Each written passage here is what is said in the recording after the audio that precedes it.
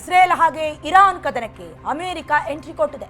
ವಾರಾಂತ್ಯದಲ್ಲಿ ರಣರಂಗವನ್ನ ಪ್ರವೇಶ ಮಾಡುತ್ತೆ ದೊಡ್ಡಣ್ಣ ಅಮೆರಿಕ. ಇರಾನ್ ಸರ್ವನಾಶಕ್ಕೆ ಹಾಗಾದ್ರೆ ಮುಹೂರ್ತ ಕೂಡಿ ಬಂತ? ಇರಾನ್ ನಾಮಾವಶೇಷಕ್ಕೆ ಅಣ್ವಸ್ತ್ರ ಸಿಡಿದು ಬಿಡುತ್ತಾ?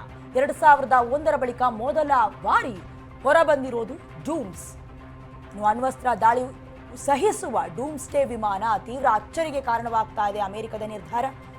ಇರಾನ್ ಸರ್ವನಾಶ ಮಾಡಲೇಬೇಕು ಅನ್ನುವಂಥ ಮುಹೂರ್ತ ಕೂಡಿ ಬಂದಿದ್ಯಾ ಅನ್ನುವಂಥ ಪ್ರಶ್ನೆ ಆವರಿಸ್ತಾ ಇದೆ. ಇನ್ನು ವಾರಾಂತ್ಯದಲ್ಲಿ ಇಸ್ರೇಲ್ ಪರ ಅಮೆರಿಕ ರಣರಂಗವನ್ನ ಪ್ರವೇಶ ಮಾಡೋದು ಬಹುತೇಕ ನಿಶ್ಚಿತವಾಗಿದೆ.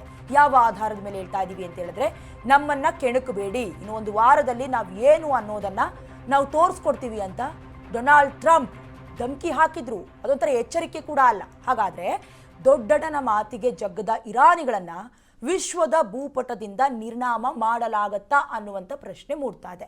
ಇದ್ರ ಮಧ್ಯದಲ್ಲಿ ಖಮೇನಿ ಕೂಡ ಅಡಗುತಾಣದಲ್ಲೂ ಕೂಡ ಔತ್ಕೊಂಡು ಕೂತ್ಕೊಂಡಿದ್ದಾರೆ. ಹಾಗಾಗಿ ಸರ್ವನಾಶಕ್ಕೆ ಅಮೆರಿಕ ಅಣ್ವಸ್ತ್ರವನ್ನ ಪ್ರಯೋಗ ಮಾಡಿಬಿಡತ್ತಾ ಈ ಅನುಮಾನ ಮೂಡ್ತಾ ಇರೋದು. ಯಾಕಂದ್ರೆ ಇದಕ್ಕೆ ಇನ್ನಷ್ಟು ಪೂರಕ, ಇನ್ನಷ್ಟು ಪುಷ್ಟಿ ಅನ್ನುವಂತೆ ಡೂಮ್ಸ್ ಡೇ ವಿಮಾನ ಹೊರ ಬಂದಿದೆ. ಏನಿದು ಡೂಮ್ಸ್ ಡೇ? 2001 ಹಾರಾಟವನ್ನ ನಡೆಸಿತ್ತು ಡೂಮ್ಸ್ ಡೇ. ಈ ವಿಮಾನ ಮತ್ತೊಮ್ಮೆ ಪ್ರತ್ಯಕ್ಷವಾಗ್ತಾ ಇರೋದು ಸರ್ಪ್ರೈಸ್, ಆಶ್ಚರ್ಯ ಆಗ್ತಾ ಇದೆ.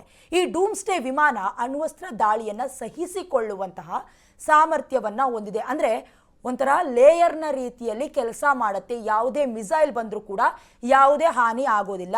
ಹಾರುವ ಪೆಂಟಗನ್ ಅಂತ ಕರೆಸಿಕೊಳ್ಳುವಂತಹ ಈ ಡೂಮ್ಸ್ಡೇ ವಿಮಾನ ಇದ್ದಕ್ಕಿದ್ದಂತೆ ಪ್ರವೃತ್ತವಾಗಿರೋದು ಹಲವು ಪ್ರಶ್ನೆಗಳನ್ನ ಮೂಡುವಂತೆ ಮಾಡ್ತಾ ಇದೆ. ಅಂದ್ರೆ ಅಮೆರಿಕದಲ್ಲೂ ಅನೇಕ ಶಸ್ತ್ರಾಸ್ತ್ರಗಳು, ಅದರಲ್ಲೂ ಕೂಡ ವಿಶೇಷವಾದಂತಹ ಶಸ್ತ್ರಾಸ್ತ್ರಗಳು ಇರೋದ್ರಿಂದ ಸಪೋರ್ಟಿವ್ಗೆ ನಿಂತಿರೋದು ಡೂಮ್ಸ್ಡೇ ಯಾವ ರೀತಿ ವರ್ಕ್ ಆಗುತ್ತೆ ನೋಡಬೇಕು.